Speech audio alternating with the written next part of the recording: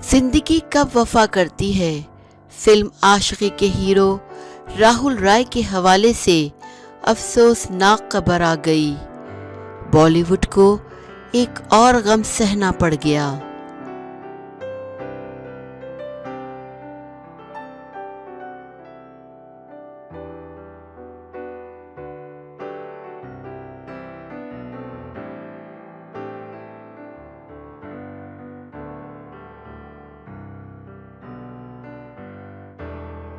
मशहूर भारतीय फिल्म आशिकी में अदाकारी के हवाले से शोहरत हासिल करने वाले सन 1990 के अशरे की इब्तिदा के बॉलीवुड स्टार राहुल राय को ब्रेन स्ट्रोक दिमागी फालिज हुआ है।